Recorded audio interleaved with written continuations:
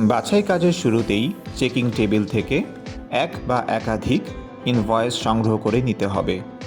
অনেক ক্ষেত্রেই দেখা যাবে একটা পেজে দুটো করে ইনভয়েস থাকবে। একটা পেজে দুটো ইনভয়েস থাকলে পেজটি কেটে ইনভয়েস দুটি আলাদা করে নিতে হবে।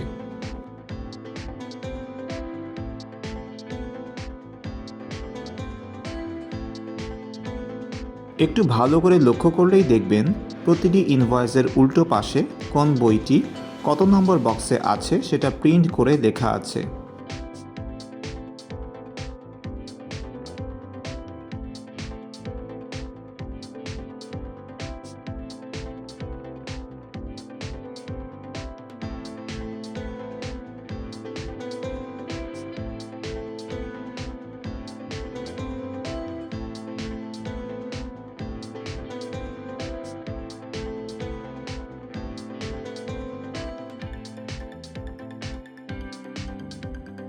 বক্স নম্বর দেখে নিয়ে সেই বক্সের কাছে গিয়ে ইনভয়েসে উল্লিখিত বইটা সংগ্রহ করে নেবেন।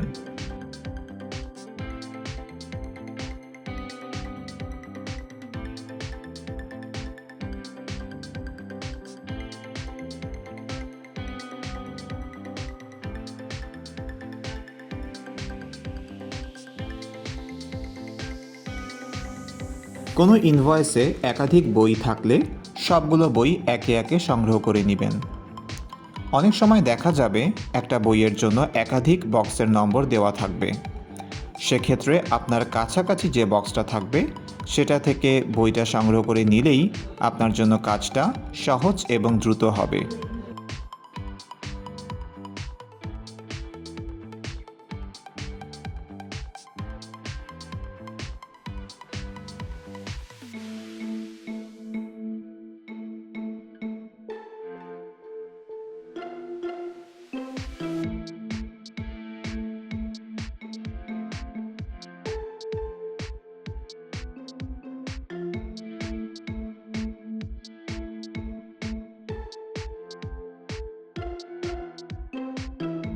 একটা ইনভয়েসে থাকা সবগুলো বই সংগ্রহ করা হয়ে গেলে উপরের বইটির মলাটের নিচে ইনভয়েসটা রেখে দিতে হবে। ইনভয়েস রাখার সময় সেটা মলাটের ভিতরে এমনভাবে রাখতে হবে যেন কিছুটা অংশ বের হয়ে থাকে এবং দেখা যায়। প্রতিটা ইনভয়েসের মধ্যে থাকা বইগুলো সংগ্রহ হয়ে গেলে সেগুলো নিয়ে চেকিং টেবিলে সুন্দর করে রাখতে হবে। বই বাছাইয়ের সময় বইয়ের নাম, লেখকের নাম এবং প্রকাশনী ভালোভাবে দেখে বই বাছাই করতে হবে, কারণ অনেক সময় একই বই ভিন্ন ভিন্ন প্রকাশনী থেকে বের হয়, তাই এ ব্যাপারে লক্ষ্য রাখা জরুরি। কাস্টমারকে কোনোভাবেই ছেঁড়া, ফাটা বা নষ্ট বই দেওয়া যাবে না, তাই বই বাছাইয়ের সময় কোনো এক বা একাধিক বইতে ওই ধরনের সমস্যাগুলো থাকলে বিকল্প বক্সে থাকা ভালো বই খুঁজে সংগ্রহ করার চেষ্টা করতে হবে। যদি কোনোভাবেই ভালো বই খুঁজে না পাওয়া যায়, সেক্ষেত্রে যেটা পাওয়া গিয়েছে সেটা নিয়ে গিয়ে চেকিং টেবিলে দায়িত্বরত ব্যক্তিকে ব্যাপারটা অবশ্যই জানিয়ে দিতে হবে।